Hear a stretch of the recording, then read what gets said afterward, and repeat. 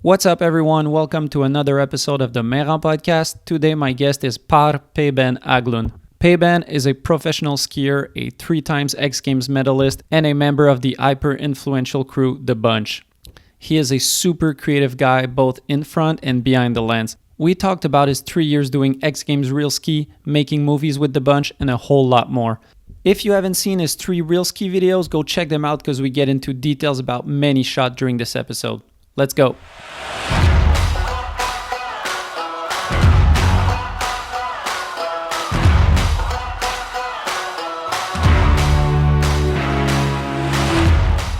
Mr. Peyben, welcome to the podcast. Thank you very much. Stoked to be here. Yeah, I'm glad you could join us. We've had some technical difficulties, but I'm glad we can get this thing started. Yeah, that's the thing. I want you to say that French thing that you said before. There's no easy ones. Il y en aura pas de facile. There won't be any easy ones. I like that a lot. So, what have you been up to lately? I've been filming or like skiing and filming for a new street project with the bunch, and I was filming Alex Hackle's realski that just dropped today as we speak. Yeah, Or yesterday maybe it was. Yeah. 2 days ago. Yeah, true. I have no perception of time. Uh, but yeah, that's pretty much what I've been doing this winter. And then we dropped the Bunch movie. Is there time for matching socks? We did a lot of work with that, and actually moved into a new office just the other day. Let's start off by talking about the big news of the week.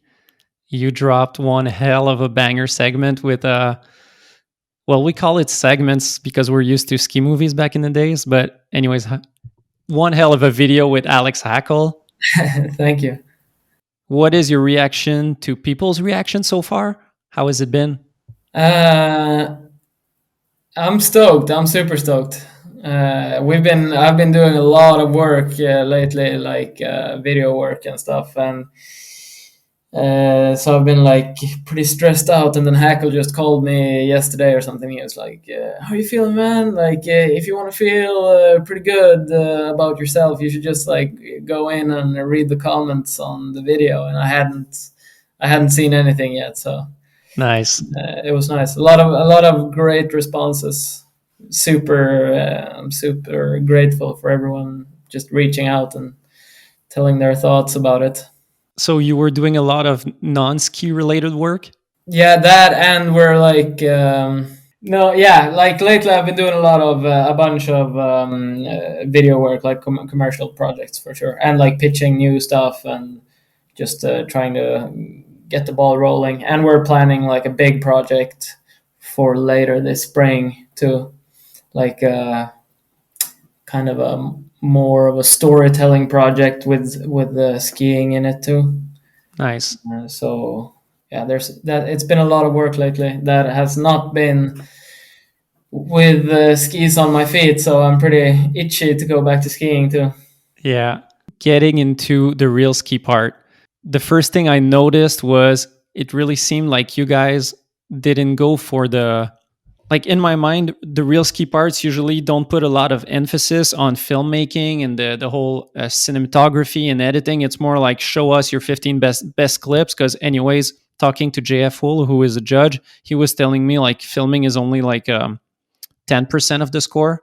But first thing I noticed is that you guys didn't care about that, and you were just like, yeah, we're going to do our thing and focus a lot also on cinematography, editing, and putting a complete product. Yeah, for sure. We did because last year we did like pretty much the classic thing where, as you said, like 15 the best shots and go skiing for 3 months straight and just get as many hammers as you can, pick the best ones and make an edit out of it. But since we already did that yet last year, we were like, how can we switch it up and make it fun for ourselves as well? Because we don't want to do it like this year was my third year Mm-hmm. in it, so I was like really trying to do something different just to keep it fun, you know. And that's so like from the beginning we just had a plan like to incorporate to make it more of a team effort instead of me filming Hackle. We like did the spot selection together, and like we really did a lot, like everything together pretty much, instead of like Hackle picking a spot to ski on and I film it. So Hmm. that was for sure a big part of it. Yeah, because in theory, there's no reason why you couldn't have both, have all the bangers and have some more uh, of some more of a complete product with cinematography and editing. And Yeah, that was a thing that I was talking to JF was it seems like the only constraint for that is the time, where it's hard to fit everything in 1 minute 30 and fit in some more lifestyle shots, however you call them. yeah, yeah, for sure. Because that's like the thing too. Like we tried to figure out how to do it, because like the regular way of doing it, like when people make something a video part like more cinematic or whatever you want to call it, people they still film the skiing just like they would, but then they just like add on shots that makes it more cinematic, if you want to use Hmm. that term. But since like in our video I think there's only like one shot that isn't skiing, Yeah.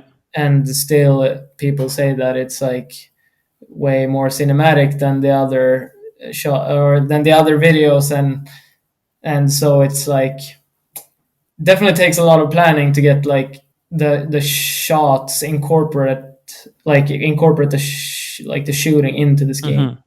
Yeah. Well, I So, think why people say that is that one, with the way you edited it, it's a lot more slow, so you have mhm. more time to take in like the cinematography versus maybe other videos who are really fast paced. And then there's also a point where that's not a diss on anyone, more of a compliment to you, but your cinematography really stands out from the other videos in my mind. Thank you very much. Yeah, I think that has more to do like I think it has more to do with like the original thought than anything. I don't like it's not a question of skill or anything like that, or like the camera or whatever. It's more just like having an idea from the beginning, and then Yeah. like following through with it, Yeah. which can be a bitch sometimes, but sometimes it pays off for sure. But I think there's also a lot of things in urban that you can't really plan ahead. You need to be on the spot and have your creativity ready. Because one shot that I really like is the switch cork 5 to hand drag revert, Hmm. where on the run in, you almost think at the beginning that it's just a lifestyle shot of a church and it's good looking. And then whoop, Alex comes into the frame. Yeah, And that's something that there could have been a shot of only the second angle where we see the whole shot, but then that first one you really need to have that vision on the go and say, oh, that would be cool with the church and everything. And yeah, it's a hard thing in urban to think about those things on the spot, because it's not as if you're planning it a month ahead or something, or maybe you did. You no, tell me. not all of it, but we actually had some shots that we were like, okay, like for example, the ender with like the 14 kink was one of those shots that like I did a lot of in front follow cams for like the Bunch movie. Is there time for matching socks? And then we just like had a vision of that we wanted to do that, and we skied that rail before, and I just knew that if Stockholm, where the rail is, if Stockholm gets snow, then we should go there. And lucky for us, Stockholm did get snow, and we just like, okay, Stockholm's got snow, let's go there. And now it's time for a first sponsor break. J Skis is a company based out of Burlington, Vermont. Their business model of making limited edition graphic skis that are sold online directly to consumer is super dope. As a fan of original graphics, I love it. They put a lot of effort into making great skis, but also in making them look super good. This season, I'll be skiing on the vacation ski, and I can't wait for some snowstorm to go and try them out in São Paulo. Support companies that support skiing. Support J Skis. Tell me about that shot, because that's something that's so crazy to me, is that a lot of times a big part of the physical effort for a ski is for a team of filmers, like you were, is on the skier. Like Yeah, the filmer will be sitting with his tripod or whatever, and it's the skier who does 100 tries. I don't know yeah. if people realize, but like I saw him on Instagram say that it was a 2 day battle. So did you for 2 days hike up with your camera and do follow cams every time? Yep. Dude, that's dedication right there. Yeah. Yeah, it was pretty funny because we skied like the whole first day, didn't get, or he like got the rail but didn't get to the back swap. Didn't even really get to try the back swap, because he would like go off too early or whatever. And then at the end of day two, it was like 20 minutes of daylight left, and Hack was just like, yeah, well, it's not happening. It's that was 2 days, and we didn't get it, so that's it. And tomorrow is gonna rain, so we can't go back a third day. And I was so tired from hiking, so like I didn't have it in me to tell him to keep going because I was so tired that I also wanted to quit. But I also knew that we couldn't quit Yeah. because there was still like 20 minutes of daylight, so you can't just like try for 2 days and then skip the last 20 minutes. Yeah. And so I just told Hackle, like, you need to call Magnus, because I knew that I couldn't tell him to keep going, but I knew that if he called Magnus, Magnus would tell him to keep going. So I just told him, like, call Magnus, and he did, and Magnus was like, what? You trying to quit? You can't quit now. He's like, all right, I'll keep going. I was like, fuck. But then, yeah, then he like laced like 4 tries after or something. It was Yeah. insane. That's the thing. As a filmer, you can't really tell the skier that, like, as long as he wants to continue, you need to continue and support him. 100%, 100%. And Yeah. sometimes it's hard. Yeah. So yeah, you told me something that's really interesting, because there's a lot of details that people might miss of like every struggle that comes into play to film a real ski. And one thing you mentioned is that to film a good shot, you need some light. And that's always a struggle for any street skier, is to get your shot before it gets too dark. But Hmm. it seems like you guys have it even harder being in Sweden, where the days are short early season. Yeah, for sure. Like the opening shot was like really tough because we were in way north of the polar circle, so it was like, and it was December, so it was like the sun barely like went over the horizon for that period of time, and it was short days and hard trick and hard filming. So we were definitely struggling with that one, but then that also like kind of set the tone for the video, because then we had that like dusk looking shot, and we already knew what song we wanted to use, and which fit perfectly with the vibe we were trying to create. So then we kind of had this like silent agreement that no tricks could be landed like during midday, because that would fuck up the vibe. Yeah. If you would just like put a super sunny midday shot into that edit, it would be like kind of weird. It wouldn't fit the Yeah. vibe. I think that's like definitely part of like that's like a part of filmmaking that you never do with skiing, kind of, that you always do when you're not filming skiing, when you're like shooting a commercial or a story or a film or whatever. Then it's always like lighting comes first. Is it, when is this happening? Is it like happening in the morning or midday or at Mhm. night? And that's like that's such a big part of the narrative of a film. And then we were just like, okay, let's just keep trying to get shots at dusk. Yeah. Yeah, it seems like most shots of your edit, if not all, are like, as you said, dusk, sunset style. Yeah, And it really brings in the mood. As you said, it's something that you rarely have control when you're filming urban. Like if it's sunny or if it's cloudy, you just deal with it because that's what's happening. But yeah, it's something that really added up to the whole edit. Yeah, and that's like the biggest thing with that too is like filming with Hackle because he is so passionate about making a video project that is like that, that is like complete in a sense. And because a lot of skiers would be like, "Pfft, what do you mean? I'm gonna ski like it's sunny, it's nice, I'm gonna ski now.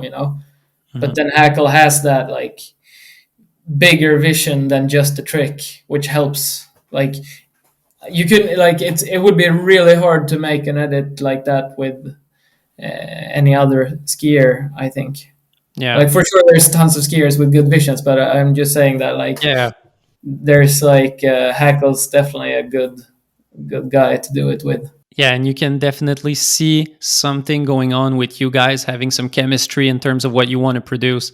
Because there can definitely be some different visions or just some disagreements. Like, and to the smallest extent of things. Like last weekend, I was filming a rail, and I Hmm. was telling the skier to wait a bit for the sun to come out.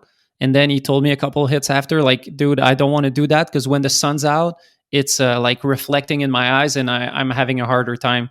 So it Yeah, was yeah, just like the two different perspective of I want a nice sunny shot and he wants like clouds so he can see more. yeah, yeah, for sure. So you talked about that first shot way up past the polar circle. Is that it? Yeah. I think you've like kind of struck everyone with 1,000 questions of like how did that happen? That shot. It starts off you're following in what seems to be a car. That's the first answer to a question. It is a real car. It's the camera is inside the car. And then from what I see, at least when he's landing, it looks like he's skiing follow cam. Yeah, Do you mind elaborating on that shot? yeah. There's a handoff. I'm not filming from inside the car. Magnus is filming from inside the car, Okay. and then he passes the camera to me. And you're like holding on to the side of the car as it's rolling. Yeah. Okay. So it was like it was that was definitely the toughest shot to get. 100%. Yeah. We tried that. We did that for 4 days, I think, Of before. like practicing the like the choreography of the whole thing. Yeah, because there were so many things. Because like we actually needed the car to go as fast as possible for Hackle to get speed for the trick. Hmm.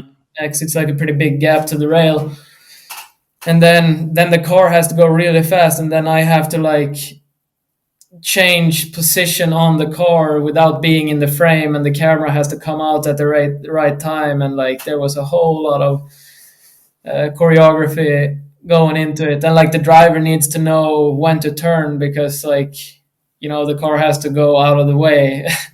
And yeah, it was definitely the most like I don't know how to say it, but like the most complicated shot of skiing I've ever done. Yeah. And plus, going, you're doing a follow cam.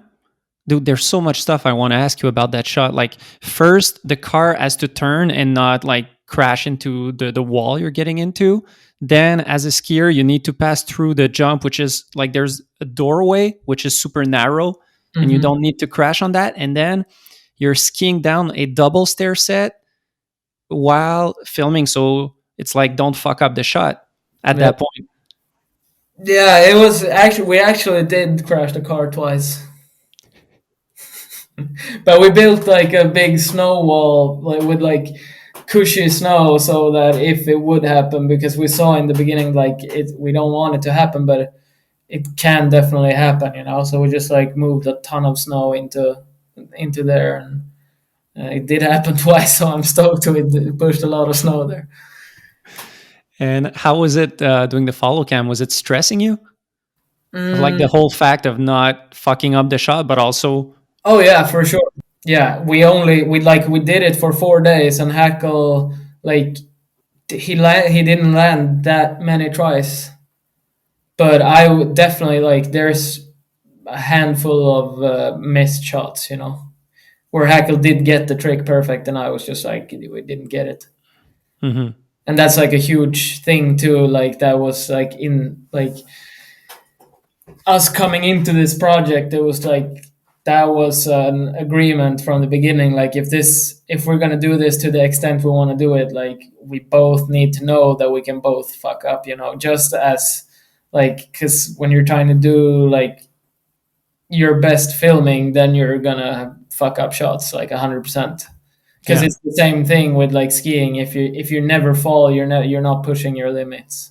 And now it's time for a second sponsor break. Planks is a British outerwear brand founded in the French Alps. Yeah, you can ski in the UK, but you probably wouldn't. But these guys are still passionate about skiing, and as someone from Quebec, I definitely relate to that. They don't just make high quality, good looking gear that's affordable. They care about the free ski culture too, running grassroots events and sporting skiers that are some of my favorites like Woodsy, Lupe Haggerty, and the Real Skiffy crew. Make sure to check them out at planksclothing.com. Support companies that support skiing. Support Planks Clothing. Because that's the thing, most of the time filming skiing is the skier is allowed to fuck up because that's a whole part of the thing. Like as you said, you need to it for most of the things you're trying, you don't get it first try. You get it after 20, 50, 100. But the thing is that filmers can't fuck up.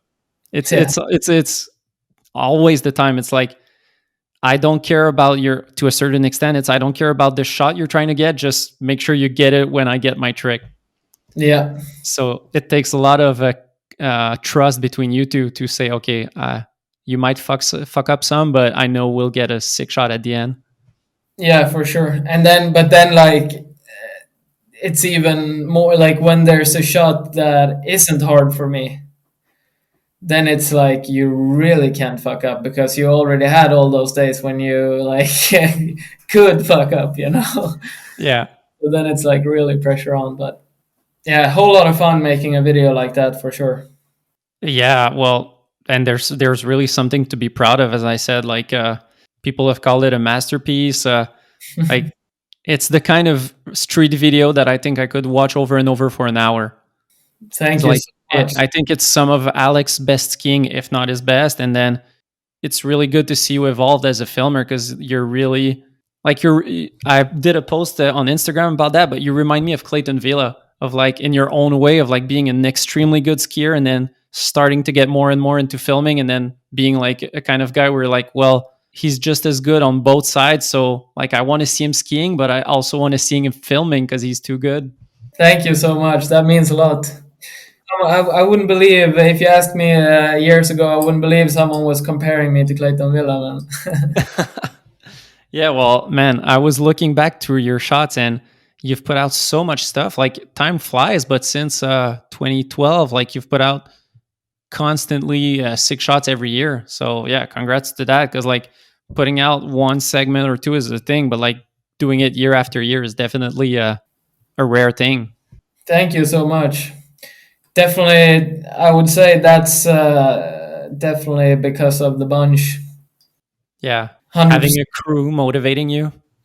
For sure. And just like always having a crew, because there's a lot of people who are like stoked to go skiing and then they just don't have friends to ski with. And then you get like it's not as fun skiing on your own. So How is it for you this winter managing filming some street as a skier versus like for the bunch project? Let's say, how often are you the guy behind the camera versus like making time for yourself to get some shots?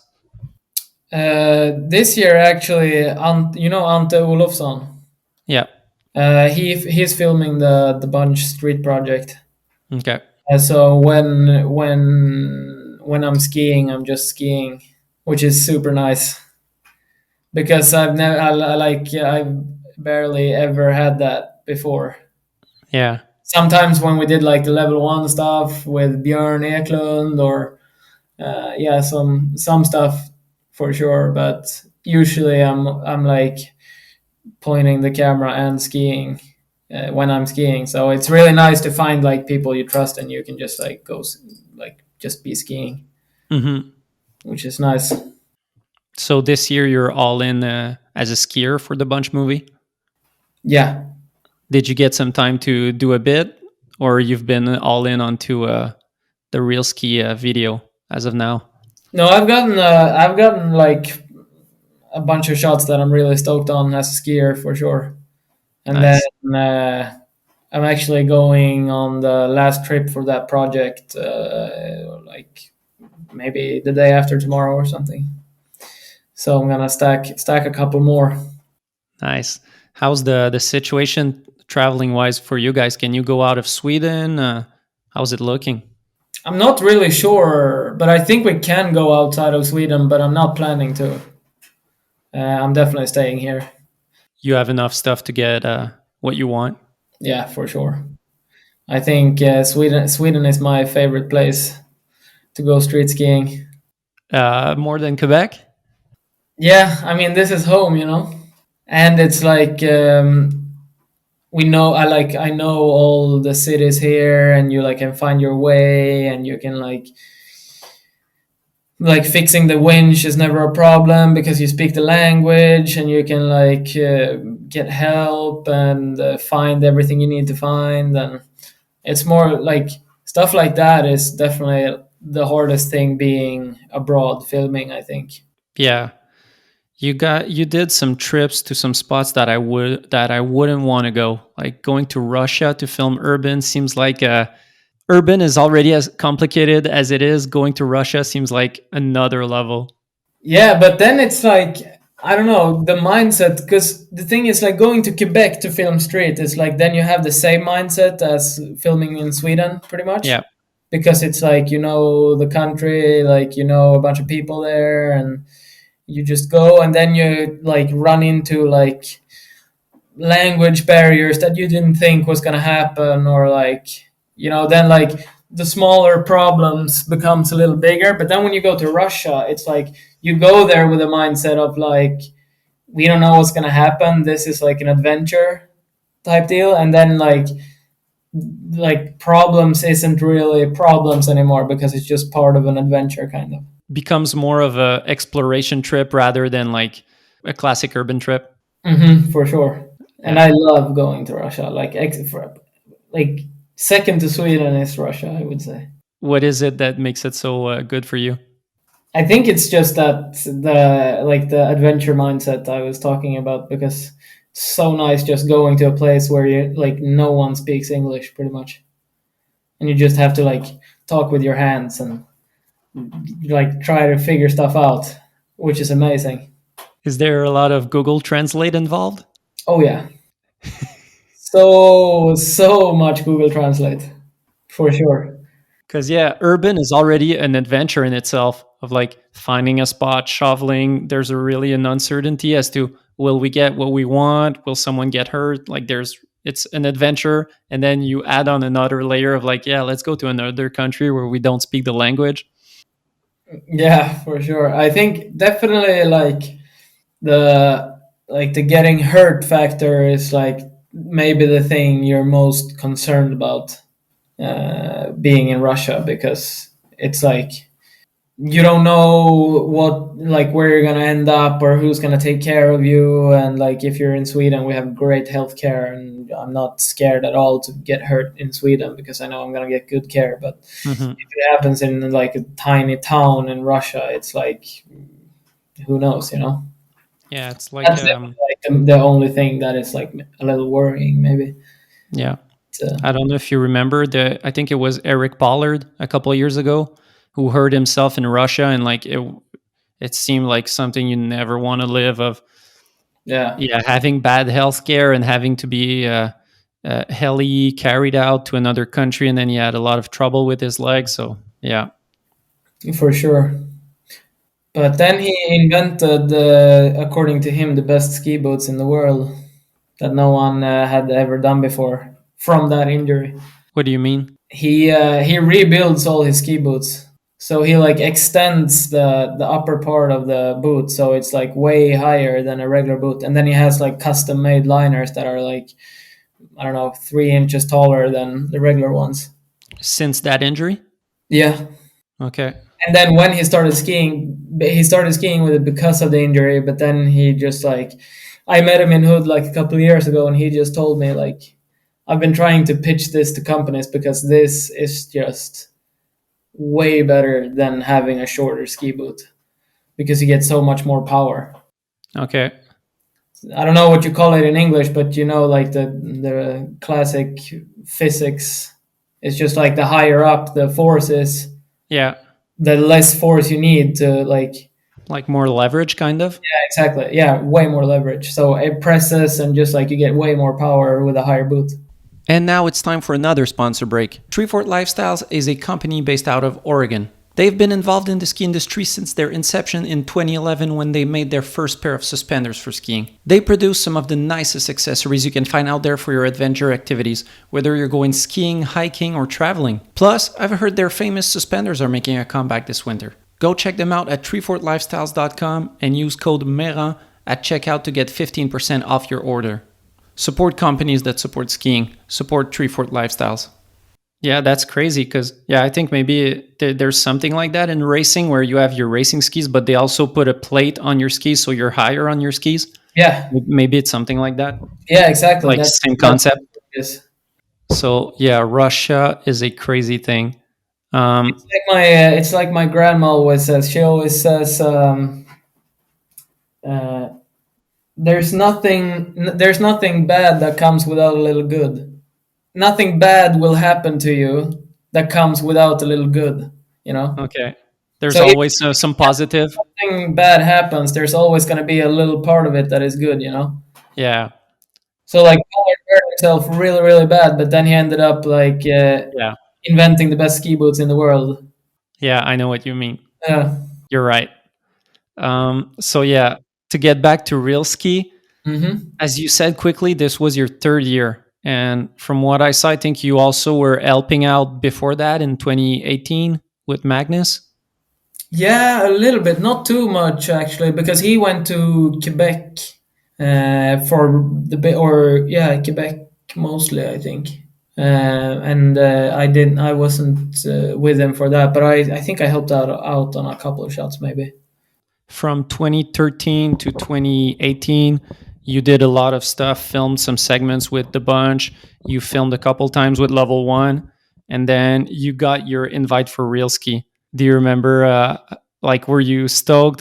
Were you like, what was the process of getting in? Did you just get a random invite, or you were contacting the people saying, "Hey, I'd like to be in"? No, it wasn't, or I can't remember. I think I was like asking people about how to get in, kind of. But I also like when Magnus got invited the 2 years before. Ever since that, I was like, okay, I'm gonna do that too.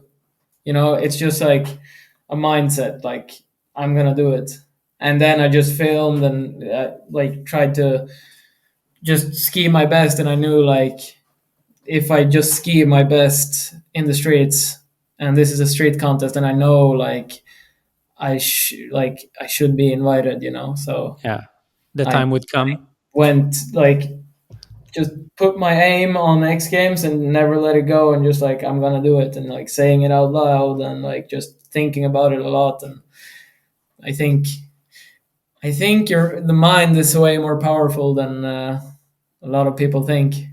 Yeah, I talked to Casabon on the podcast, and he was saying the same thing of like he wanted to do real ski for the first years, but couldn't because he had other projects lined up. And Hmm. he was like, the year he decided to do it, he was like, I am going to win it. And he Yeah. was like, same thing as you said, a mind thing of like writing it to like I think he wrote it to the guy in charge at ESPN saying, yeah, I'll do it and I'm gonna win it. That's dope. Yeah, for sure. I think it's such a real thing. Just like telling yourself something's gonna happen. And then if you believe it enough, it's gonna happen. So when you got that invite in 20 like early fall 2018, I guess, what was your vision like of how you were going to approach it and the spots you were going to, because you ended up going to Quebec to film? Like, what was your plan going in? Um, I don't know. I was kind of like I was a little shook to be honest, because then like the year before I had like filmed some of the best shots I had ever filmed, and then I was like got the invite, and I'm like, oh shit, now I need to like do that season again, you know, like just like top up that last season. which was like scary. And I think it's the same for everyone who gets their first invite. It's like, oh shit, because you get an invite because you skied your best the year before, probably, and then you just need to recharge and like top it up. So I remember just being like, whoa, like how am I gonna like do this and be proud of it and not like go a step down, you know?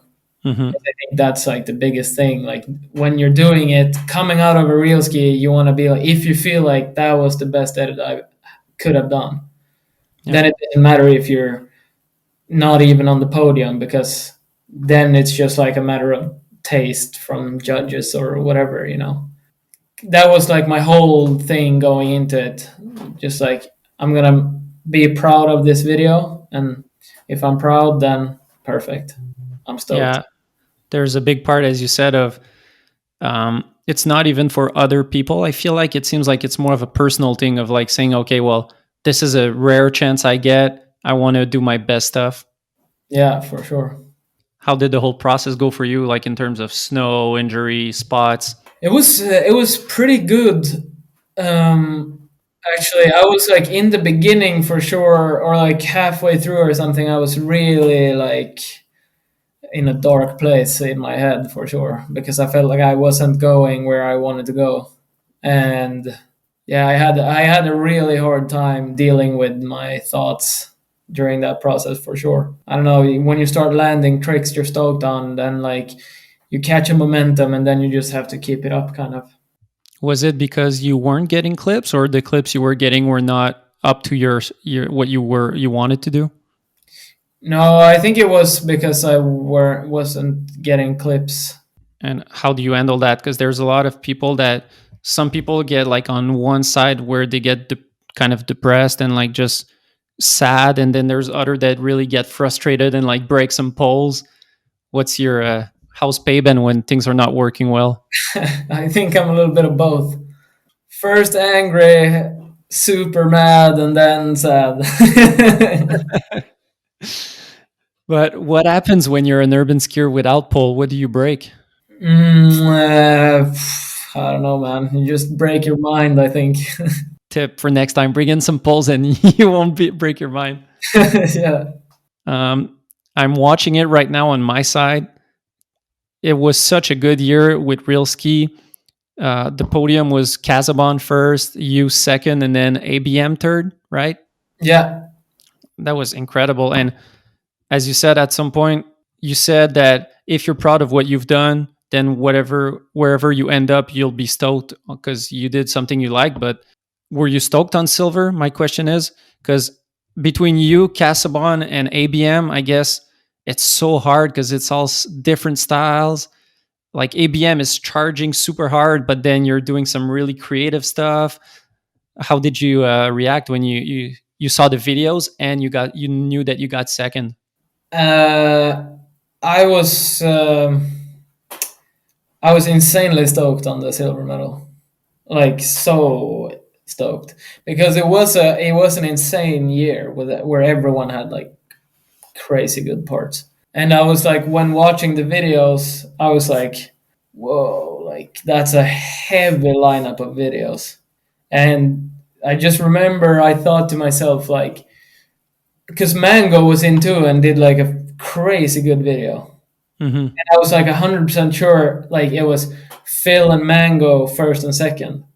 And then I was like, I don't know who's coming up third, but maybe I have a spot at third, you know? That was in my head, that's what I was thinking. Like maybe I have a shot at third place after seeing the videos. And then like when they were like doing the prize ceremony, they were like, okay, and third place ABM, and I was like, oh shit, that was my shot, you know.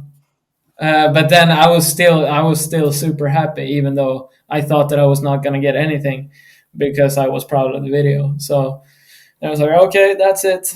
And then when they said I got second, I was shocked and super happy. Yeah, I think you can tell in the TV show too that I'm like really like genuinely surprised that I get second. You know? like shook. Yeah. And now it's time for another sponsor break. Axis Board Shop is a ski and snowboard shop based out of Saint-Sauveur, Quebec, Canada. They've been in business since 2002 and have supported skiing since day one. From sponsoring numerous athletes to putting on competitions to helping out movie productions, they've done it all. Axis is the core board shop, and they've got everything that you might need this season. Check them out at axisboutique.com or go check out their shop in Saint-Sauveur. Support companies that support skiing. Support Axis Board Shop. That's so dope. Like, I'm looking back right now, you have some really standout shots, like that little bridge, which I'm pretty sure is in Quebec, where you've gone back a couple times, I think, where you do a tree on to nose butter Barani out, and a switch. What is it? Just switch on to tail butter backflip out. That's so dope. Thank you. That's the first time I've ever done a switch backflip. And it's tail butter. Why not? Yeah, that's the thing with like a lot of my tricks, because I don't know. I don't see myself as like a super good park skier or anything. I like definitely not a jump trick guy. And then so a lot of the tricks I've just learned them in the streets because I have a vision of something, and then I'm like, shit, I don't know how to do this trick, and then I just have to learn it on the spot because the vision needs it. That's something that I saw a lot with street skiers. Like, never done a specific trick in the park, but this rail is perfect for, I don't know, a on that 6 out. Okay, let's do it. And they stomp it first try. Yeah. What do you think that is that makes you like land something that you never done in the park, but street is a good time for it? I think a lot of it for me is because you like control your surroundings. Because it's like, if I'm gonna do like that switch backflip, I knew I had like the switch tail press, and then you can just like make sure there's a nice landing. You can find a spot where the height is perfect, and like it's hard. I wouldn't have been able to find that spot in a park somewhere, you know. Yeah.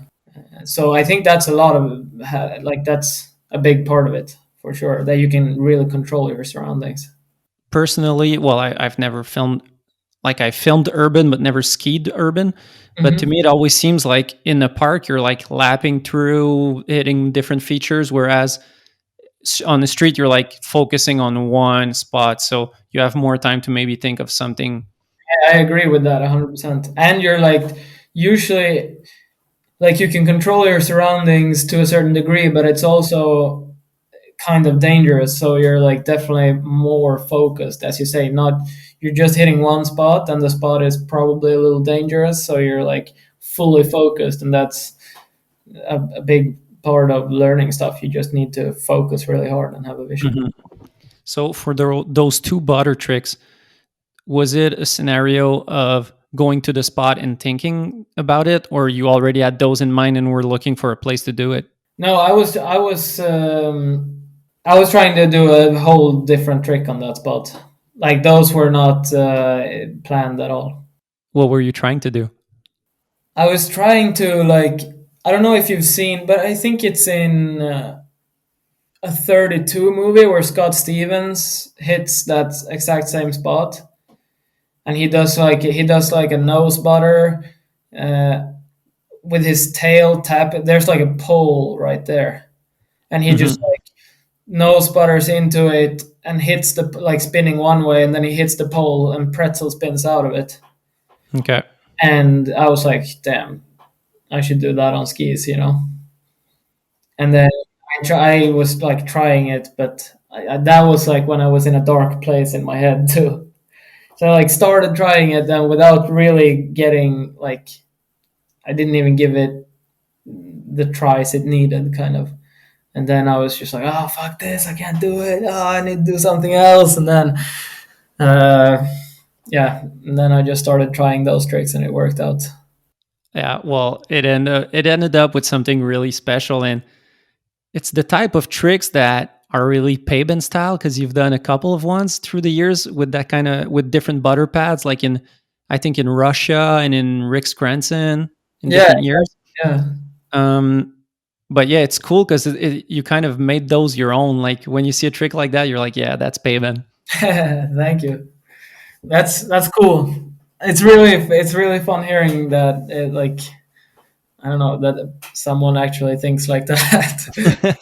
Well, it's the case because, like, I don't know if someone goes onto a rail and does a 270 on pretzel, it's like it's tech, it's hard, it might be a great shot, but you can't really attribute it to anyone really because Yeah. maybe Wallish because he's the first one to have done it really well.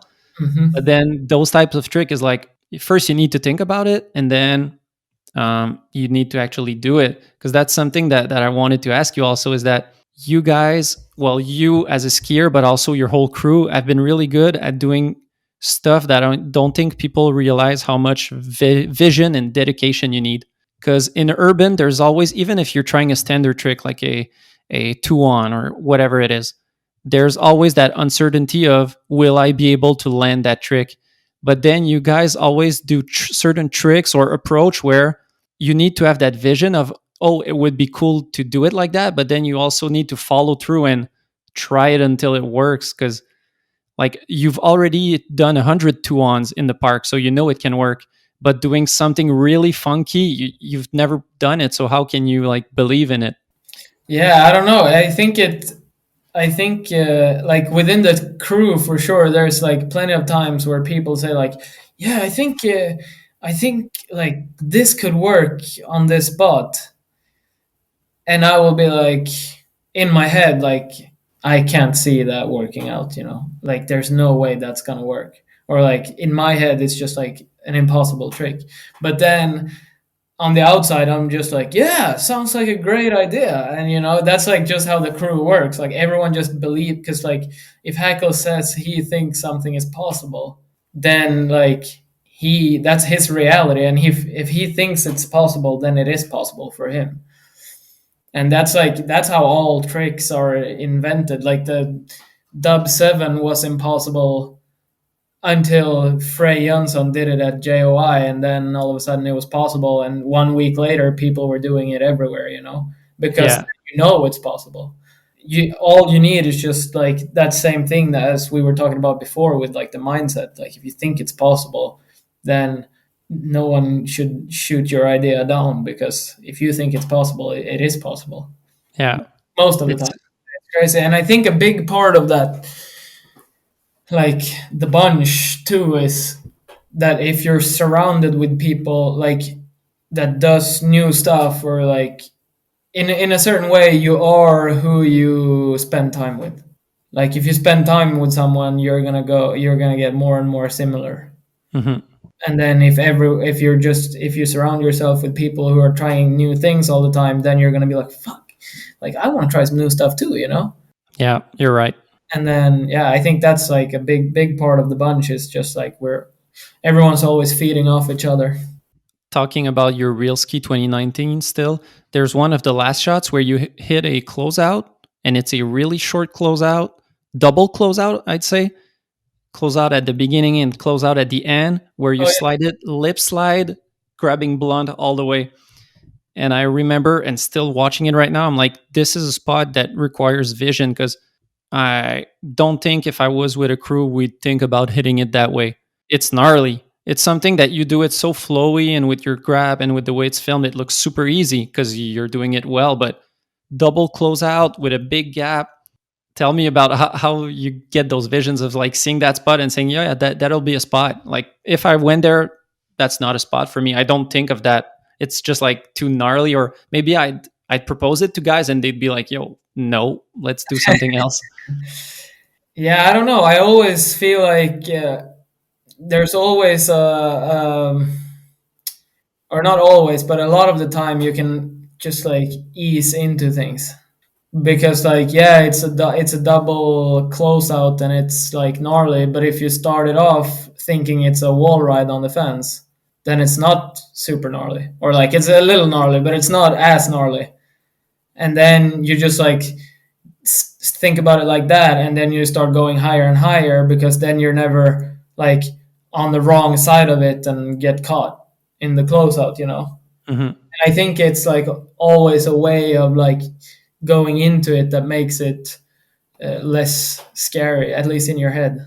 that's how I do it a lot of the time, and just like try to find ways that I don't think is scary. Start off there and then build into it, kind of. Yeah, you're right. Because with your lip on, you were kind of staying. There's still some risks, but you were staying on the other side of the closeout. Yeah, and I'm skiing more and more. Like that's it's been my motto this year. Just like low risk, low impact, high reward. That's like how I want to ski, because that's like the most fun way to ski, I think. Yeah, Like, exactly. I don't want to go out every day being super scared, you know. Hmm. That's not fun. Then you only get the fun part when you're like the adrenaline rush afterwards. Just Yeah. then it's, I mean, that's awesome as well. But it's like most of the days I go out skiing now, it's like I want to have fun, and I want to like, I don't know. That's just like my main goal. Hmm. But that's a lot where your creativity comes in. Because in my mind, urban has a couple different things you can do, and you can add them up or mix them up. But it's, are you doing something big? Are you doing something consequential? Are you doing something really technical, or are you doing something creative? And then if you take out, the whole consequence thing of like jumping off a bridge, or the big factor of doing something huge, then it's like, well, if you can do something small but add up some sauce, do something creative, right? Yeah, yeah, for sure. And I think that's like my whole. That's when I started skiing.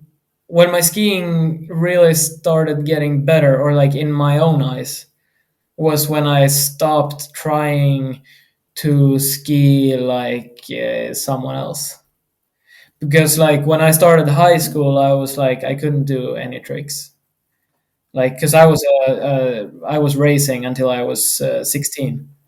And like when I was 16, I had a 360 tail grab that was decent, you know? Damn, we once were on the same level.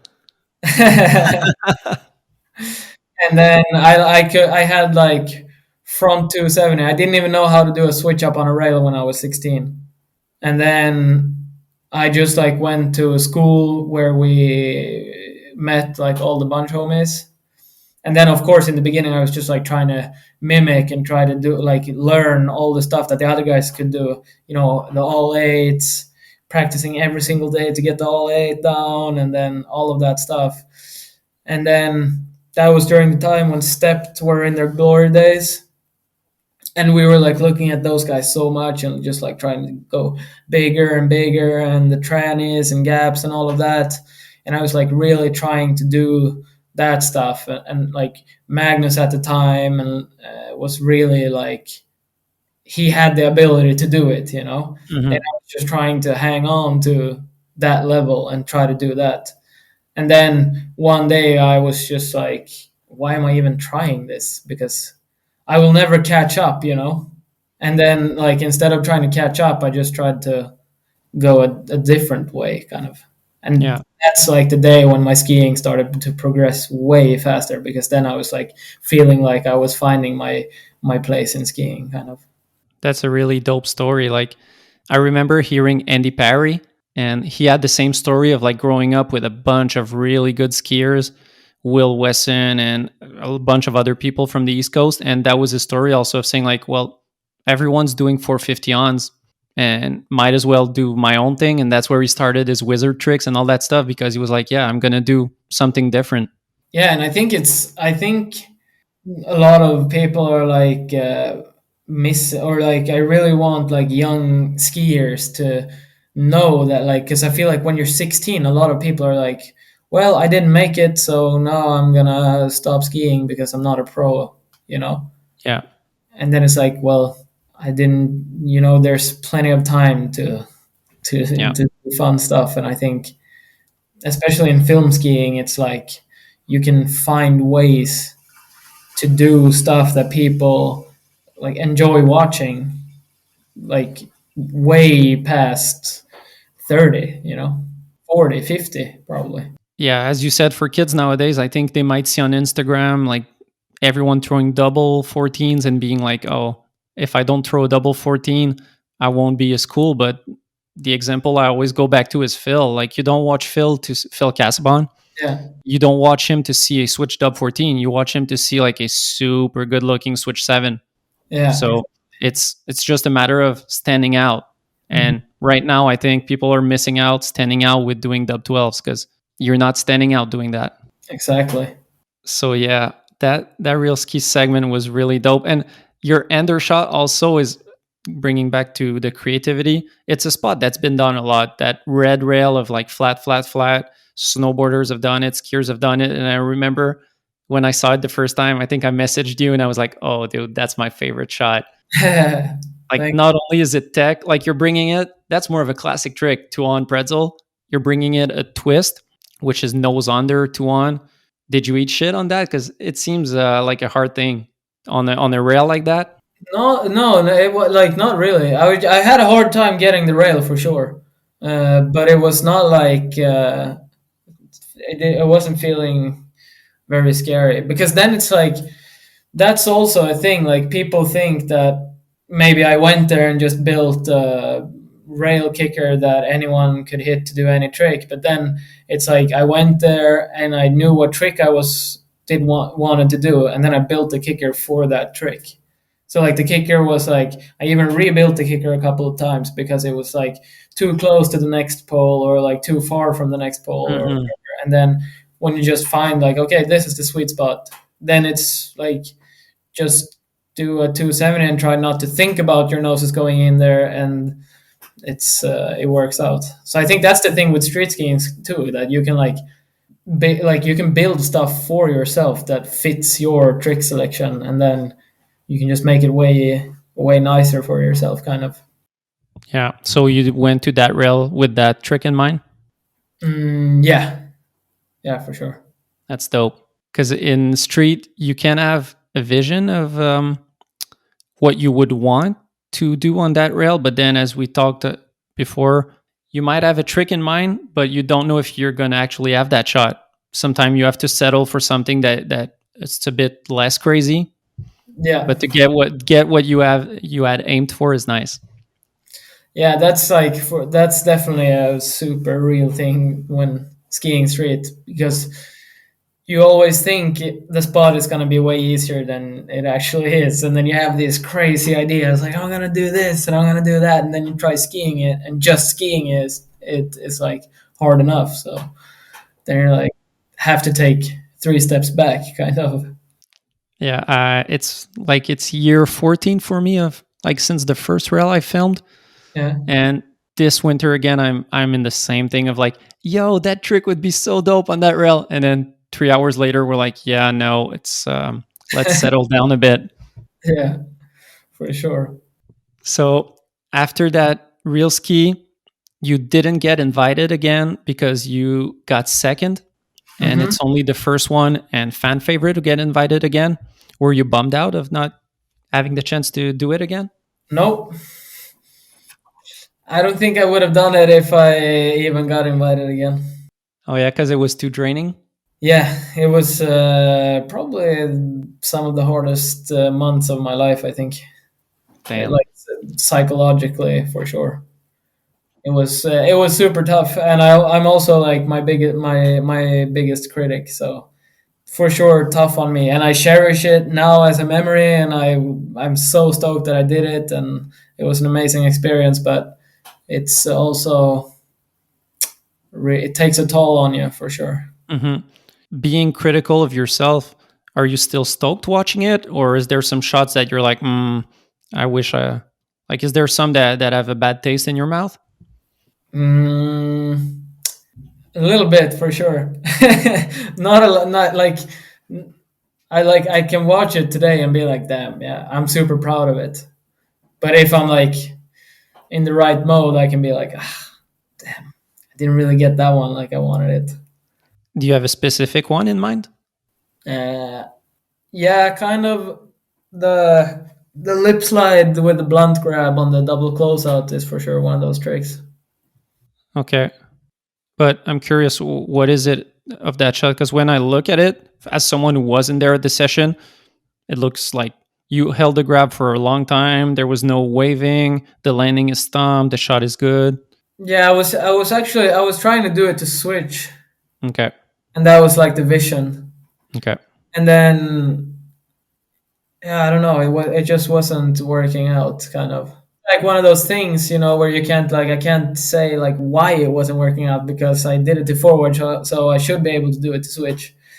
And yeah, that's just one of those things where I was like, but otherwise, I'm definitely stoked on the whole video. Hmm. Well, for whatever it's worth, with the blunt grab landing straight, it looks like kind of a shifty that you do, like releasing the grab. Yeah, Looks dope. thank you very much. You're not the first one to talk about how real ski is draining and how you wouldn't have done another one if you even if you were invited. Yeah. What do you think would have to be different to like be less draining on you guys? Would it be to have the whole season, like, Mm, or is it just like it would be draining either way? I think it would be draining either way, and I think I think also it's like the first year is way more draining than the second, maybe, or at least that's like how I've seen it. Because you're more into known territory. Yeah, because like the first year you're so stoked you're in, this might be your only chance. You have to do something good with it. You don't know like how short 3 months is, and then you realize how short it is, and then that's like when the draining starts, kind of. Yeah, and plus it's not 3 months of prime winter. It's November, December, January. So November and December can be shitty for urban. Yeah, for sure, 100%. That you don't really know what you're getting yourself into before doing it. Hmm. Because I think most people doing it the second year have a way better experience than the first year. If you don't get hurt or like stuff like that, but if everything goes well, I think it's better the second year. Because yeah, that's a part for me that always seems harsh for you guys is that even though your time window is short, it seems even harsher to. In a dream scenario, I'd say it should be like January, February, March. Because let's say in Montreal this year, we maybe had snow to hit street like mid December.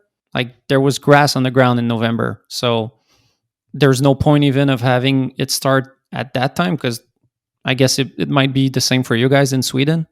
Yeah, yeah, you can go super far north and find snow, but then it's dark. 2020, Hackle gets an invite, and you're stoked that you're not doing it because you wouldn't want it anyway. But then he asks you to film. I was hyped on that, super hyped to film because I was like, way nicer than being in front of the camera. Yeah. It's the adventure again, but without all the risks and struggle. Exactly. And yeah, that year, that I was super stoked on doing it that year for sure. We had a great crew too. It was me, Hackle, and Kim for most of the time, and then a bunch of like some of the guys from the bunch, and were like coming in and out. So that was a great time for sure. And Hackle was skiing so well, so it was so nice to be around. Yeah, it's definitely with the part you did this year, those two will stand the test of time. Like it's all time urban stuff. Thank you. Yeah, and Hackle is on one for sure, and he's not slowing down. It's cool to see him. Like Yeah, he has that aspect of being super technical and also super creative and also going big. It's like he's crazy. for sure. I think he's definitely one of the best street skiers alive, 100%. With the X Games, before showing the videos, they do kind of a 5 minute where they talk about how your video went. Kind of do a little portrait. One thing that I loved seeing is that Hackle was doing a big transfer of a flat rail onto a double kink. Yeah, And he was saying that he was struggling to commit to it and try it. And he wasn't confident. And that you just strapped on your skis and tried it to kind of prove to him that it was possible. I'm like, dude, that's like the dopest stuff ever of like being a real one. Like, not only are you filming, not only are you taking the energy to do follow cams because you're doing follow cams, and yeah. then you're like, yeah, let's toss the glide cam. Let me strap on my skis and try that transfer just to motivate you. I don't know what that is. Is that like craftsmanship or like friendship? But that's just so dope. Yeah, I mean, at the time, I think it mostly was like, it was almost like a ego, like a egoistic thing for me because I was like, "Come on, Hackle! Like we've been here for so long, like And I was just like, at the time, it wasn't like super homies. Just like I'm just gonna show you this because I'm just such a good friend. It was more like I'm tired of you not doing this, and now you just have to fucking do it. Was it a thing of saying, well, if you don't want to have that shot, then I'll have it? No, not really, because I was just hitting it like 3 times and ate shit every time. And then I was like, oof, I don't want to do that anymore. But yeah, it was that was a fun day for sure. Yeah, and once he got it, did it take a lot of time after that for him to get it? Yeah, it was tough because the rail goes like the other way, so the impact on the rail was insane. Yeah, he does another big transfer on that in that video, and I think like the big transfer is way bigger, but that transfer is way tougher because the impact was just so heavy. Yeah, the shot straight after that is another transfer where he does a flat rail and then drops like 15 feet to a dub kink.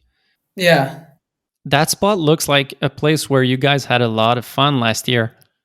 Like yeah, now that I've seen your movie, it seems like did you have a shot on it? I think Kim had a shot. Crypto Skier got a shot on it. Like it seems like that spot. You guys, did you stay there for a week doing spots? yeah. We did. We did a lot of shots right there, and actually, we filmed all of those shots in one day. I think maybe Hackles was the day before, but I think we started with Hackles that morning, and we got Hackles transfer shot, and then Kim did like uh, slid the rail up top and just like popped out and landed in the stair set, and then Magnus did like a wally backflip, and then Crypto did the what we say jib of the year. Yeah, that shot of Crypto, that transfer, elbow transfer, is probably the gnarliest thing I've ever seen anyone do in real life. Yeah, and that's one thing that was really cool of you guys. You did that with two spots, with the that spot and the other one where it was kind of a container to a down rail. And you take the time to let the video breathe and let people understand how big it is. Because sometimes you have a banger and you just hear people being like, "Oh," and then it cuts to dark. But it was cool to like take the time to say, "Hey, the gap was huge. The rail was high. There were like metal posts in the way. Like this was crazy." Yeah, that's a lot of Jens Nilsson, Jay Nilla. He did a lot of editing on the movie, and that was for sure his visions to put those parts in there. And yeah, it's such a good call because I think it turned out really well. It puts context. Yeah, it was crazy. That shot that Crypto got on the big transfer was that was pretty. I think maybe it was the first time ever that I've been on the sideline and just been like, I honestly really don't think you guys should do this. Like, because I'm scared for your health. Like, I like that's the first time I've seen people do a lot of crazy stuff, but usually I think it's like worth the risk. Hmm. Since I ski a lot too, it's like I know where the line is kind of Yeah, where it's just starting to get stupid. yeah, And then when they were like trying out, Crypto and Magnus was just like sliding the first part, and I just like stopped filming, and I was just like told them straight up serious, like I really don't think you should do it because I think it's too risky. mm, Because like if you come off that rail, there's no way you're not gonna fuck yourself up with those poles on the side. Yeah, they didn't listen. that's a thing that I've never done. Maybe it's because we've never done like that consequential of stuff. But as a filmer, I've always thought if the guy is confident in it, then it's not my place to tell him that he shouldn't. Yeah, Like if he's doubting himself, then I'll chime in. But if he's confident, then I'm just going along. yeah. Yeah, me too. Like most of the time, for sure. But that one was just like, oof. I don't know, guys. But yeah, crypto is. If there's one guy who could do that, and he actually came off twice and didn't even touch the poles, and it was. I've never seen a man move like that. It was crazy. If I'm putting myself in your shoes, I know that looking at the size of that gap, we would have just been like, yeah, it's not doable. And then even if we say, oh, it might be doable, then we look down at the rail and we're just like, nope, it's too fucking sketchy. Let's find something where we won't die. Yeah, but that guy is built like a tank and moves like a cat. On the Hackle real ski, the first real ski video, another thing that I noticed is that he does a, I don't know if you'd call that a nose butter or a peanut butter, the 900. Yeah, That's something that you did with level one a few years back. yeah. Was it like a Peyben inspiration for him? I think for sure. And Magnus has done it too. Okay. I'm not sure if he did the 9, but yeah, he probably has. Yeah, we were still. He had that. He had that idea that he wanted to do that trick in a line, and I was like, you should definitely do that trick in a line.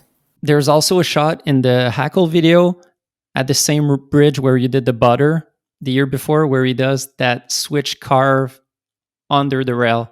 Yeah, Tell me about that process of like the vision of that trick and the struggle involved maybe to get it. yeah. That was yeah, super crazy because it's like so tiny, and there's like a behind the scenes shot too of Kim just like laying there on his side because like just laying on your side. So he comes in to people who haven't seen it. He just like comes in, hops around to switch, does a switch carve and lays down and slides under a rail. That is, the rail is so low that if you lay on your side, like your shoulders won't pass through. Like that's how low it is. So you can't be on your side, like, and your shoulders. Then your shoulders won't fit. So you had to like kind of lay on your side, but with your belly onto the ground to get lower and get under it. And we tried it one day, and the snow was too soft, so he like laid down and lost all the speed. And then we just put a bunch of water on it, iced it up so it was like more slippery, and then we came back the day after, and he did some crazy bails. Just like got caught on the rail and like held on to the rail. Like there was some moments where when you're scared and something happens that you're not expecting, you can do like unexplainable things, kind of. Like Mm-hmm. they're not smart and it's not the way you should do in that situation, but it just happens because you're in the middle of something you've never never done before. Yeah. And he would just like grab onto the rail and just hold on until he couldn't hold on anymore, and then that would like swing him into a flip, and he would just like land on his head down there, and yeah, oof, gnarly stuff. Yeah. And you mentioned a cool thing that people might miss is how much construction goes into street spots. Yeah, It's not a, like, it's pretty clear that it's not a park, but people don't really grasp how much like details you have to do. Like the thing you said about the snow wasn't good and he was that's such a small detail, but it changes everything. Like he was losing too much speed, so then you have to come in with the water jugs and like it's a lot of fine tuning. yeah, for sure. There's a lot of, I mean, it can be. That's like every year I've been in the X Games. They just like ask that question, like, can you tell us a little bit about how much gear you need and how much work that goes into street skiing? And every year I'm like, you don't need any gear and you don't need to work anything because you can just like go out with a phone and ski and film. But they never cut it in because they want to hear the story of how you make an X Games video, and that's like putting in 3 days of shoveling and having a winch and all this gear. The question is how much effort each one is willing to put in, Yeah, for sure. because you can go hit a down rail and not shovel the stairs, and Yeah, or you can tow in with a car, do a follow cam with your glide cam, and like you're on the ultimate spectrum of like, that's why I have so much respect for you guys, is you go all in. Yeah, for sure. And but sometimes that's the thing too. Like we're not always all in, and I think like um, I think you need to be on the easy side of things. Make it easy for yourself to start to enjoy it, and then when you enjoy, like when your enjoyment progresses, so will your like dedication. You know, Hmm. the more you enjoy it, the more dedication you will have for it. So I think it's super important to like go into it easy and enjoy it first, because then you will get your way into the dedication. Yeah, if you know if that makes sense. Yeah, it definitely makes sense. So what I'm understanding right now is that you're fully enjoying filmmaking, because you really seem to be dedicated this year. 100%. So now I'll be reading you some questions that people had for you on Instagram. First one makes me think that we didn't talk about enough about, is there time for matching socks? I definitely want to do another episode with you to talk about that, because it's a crazy movie. We should. First question is Laura Gogo, who asks, where did the idea to throw fruits at each other came from for your movie? uh, I don't know who came up with the actual idea of throwing fruit, but I like that whole segment had an idea behind it that kind of resonated with throwing fruit at each other because the whole like the name of the segment for us is the health gang segment. So we just wanted to make something that portrays being like taking care of yourself while being cool, if that Hmm. makes sense. You know, Yeah. it doesn't get portrayed like that a lot. Either you're like smoking, drinking, listening to cool music, and then you're cool, or you're like working out in the gym, eating healthy, and you're a dork. Hmm. And we just wanted to show our view of it, kind of. And it really made me laugh, but in a good way, where in the movie we see Magnus at a spot eating a carrot. And I'm Hmm. like, I would never think of bringing a carrot to a street spot.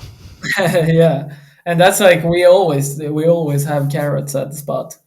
Carrots and hummus, like chickpeas and Yeah. stuff.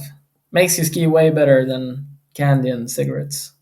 Yeah, that's what I'll try that. But yeah, for us it's like poutine and pizza, but yeah, that's the unhealthy gang. Next question. SLM Hanlon asks, what's your favorite film segment ever? Oof, that's a tough one. Um, it's hard to say like a segment. I think for me, but I think Interpretation is one of my favorite movies of all time, at least. And I think just like it's hard to say any specific segment because the movie is what it is because of all the segments. But I think that's maybe one a favorite of mine for sure.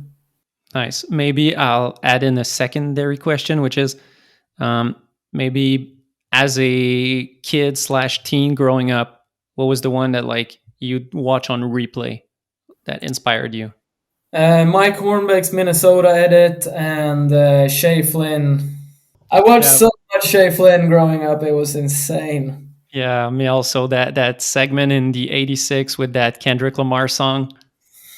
Yeah, but That then was I think I have like the Mike Hornbeck. Uh, it's called like Mike Hornbeck MN edit, okay. and it's like a compilation of its street and park and everything. And there's Hmm. like one shot in there that changed everything for me. Like I saw that shot, and then that's when the flip switched in my head, and I started skiing in a different way, kind of. Which one? He does like a nollie shifty to tail press to switch just over a knuckle on a jump.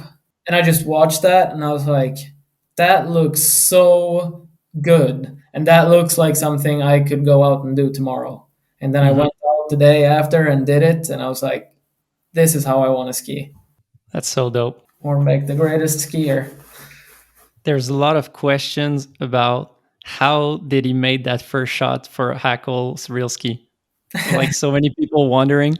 We kind of addressed it, but yeah, you had people wondering. Like there were theories on New Schoolers of like, was it a drone shot? Was it two shots stitched together? That was Yeah. my thought because there was kind of a frame where it looks like you stitched two shots together. Yeah, I'm pretty I was so bummed on that at first. The glitch, like I think it's a gimbal glitching or something. Mm.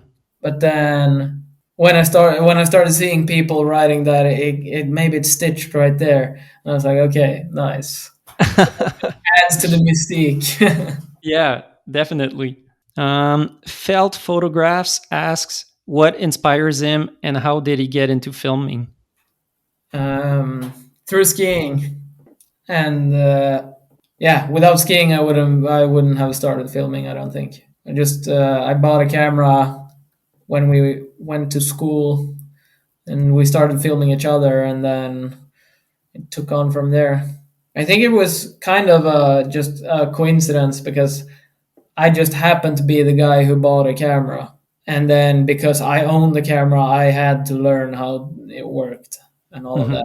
So that then it just happened to be me behind the camera a lot. And then I enjoyed it. So Caroline J. Poole asks, what's the furthest slash most risky you've gone to get the perfect shot?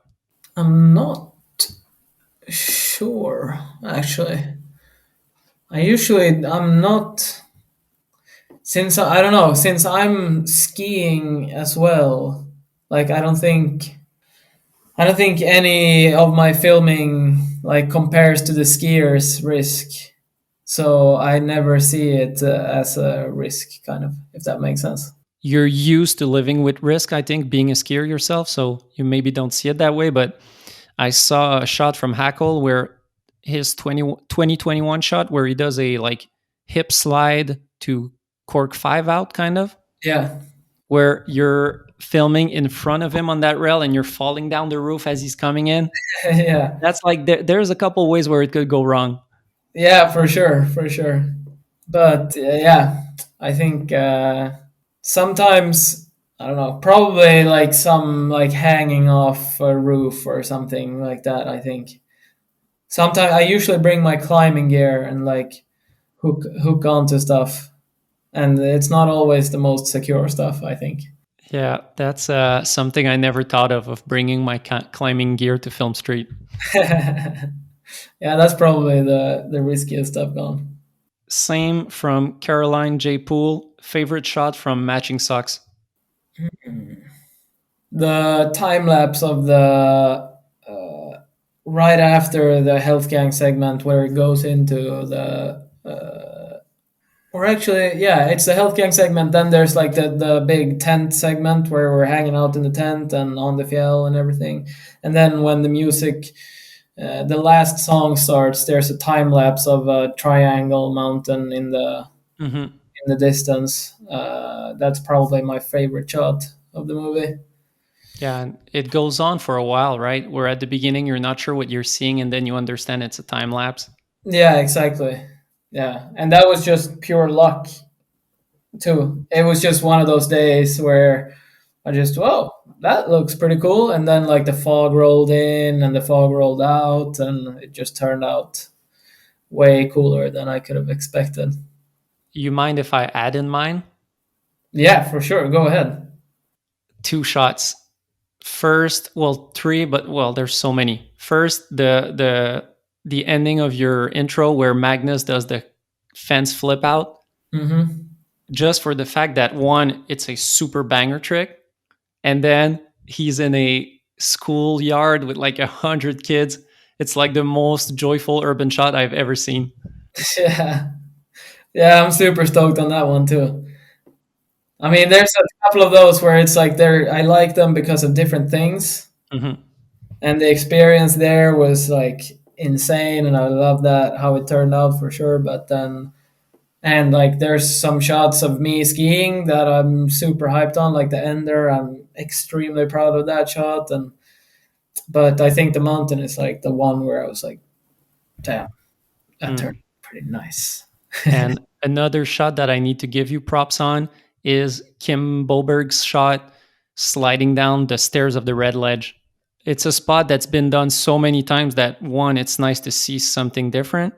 Two, it's something that I always thought of something like that could be cool on that spot. But then it's also a challenge of making it look good, like doing justice to that kind of commitment it takes. Because he must have Yeah. been going really fast into those stairs. Yeah, he was going pretty fast for sure. So funny, as you say, it's kind of like, I don't know, Kim really did like, it's kind of like a staple of what the bunch has always been trying to do, like going to the legendary red ledge and not even hitting the ledge. I like that. I love that he did that. And it's the shot is just so dope. Like he does the rail scraping thing that he does his trick perfectly. Your follow cam is super dope, and then at the end there's just a second where you see him looking up with the big smile, like, yeah, I think we got the shot. Yeah, that's like a thing that I love with, like, for example, Will Strobeck, Nope. who he films all the Supreme skate videos, Okay. and he is just like a master of capturing emotions after tricks. Mm.